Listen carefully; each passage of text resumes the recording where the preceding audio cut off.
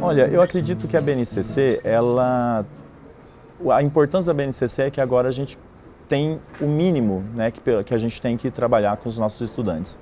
Porque até então, infelizmente na educação pública, muitas vezes o que ditava o currículo era o livro didático, né? Então o professor, ele seguia um determinado livro e aquilo ali se transformava automaticamente no currículo da escola. Eu acho que existem alguns desafios que são culturais. Aí a gente tem o desafio de que língua inglesa não se aprende na escola. Esse é um grande desafio. Que você não fale, e quando diz não se aprende, você não sai falando, né? E esse estigma de que a língua deveria, que a escola, né, deveria possibilitar a gente, e de que a educação pública não tem condição de fazer isso, né? A nossa formação, ela não tem esse olhar para o currículo. A gente é muito formado para dar a aula, para conhecer aquele conjunto de conteúdos que são importantes, mas o como fazer isso e como construir esse currículo, não só o plano de aula, mas ter esse olhar assim, eu tenho um documento que eu vou dar uma olhada para ele para fazer a construção. Então, esse exercício é um exercício muito difícil para a gente, para os professores, porque a nossa formação não contempla isso.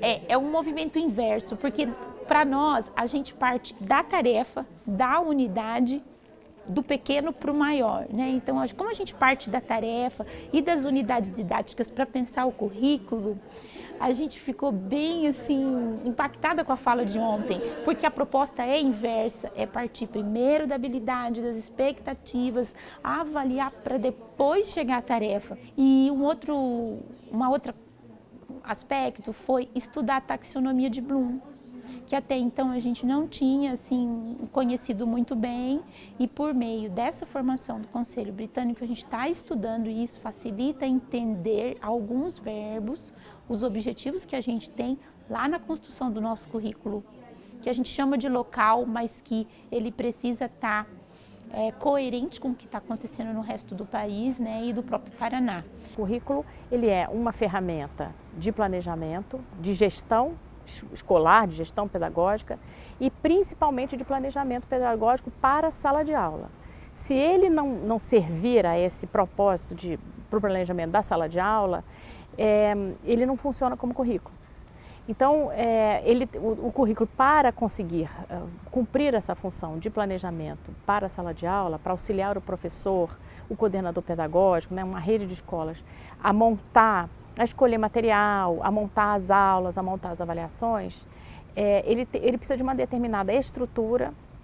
E o último componente, ele funciona como se fosse uma máquina que precisa ter um determinado funcionamento, uma determinada estrutura. E o último componente dessa estrutura, que é o segredo de um currículo que funcione como uma máquina, é a escrita da habilidade.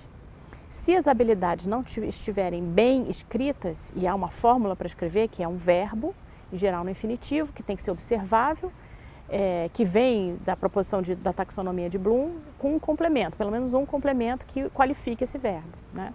E aí, se essa habilidade não estiver escrita dessa forma, fica difícil para o professor planejar a sua aula da maneira mais detalhada possível.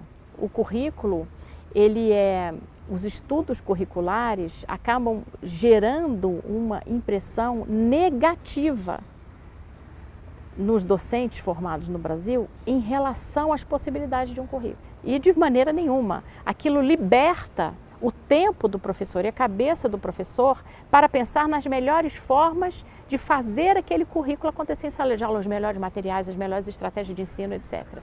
Cada formação que eu tenho participado, eu tenho percebido assim, poxa, o quanto precisamos de estudar mais para entender melhor a concepção de currículo, para de fato a gente ter uma proposta pedagógica lá na escola, na sala de aula, para que nós possamos ter melhores resultados.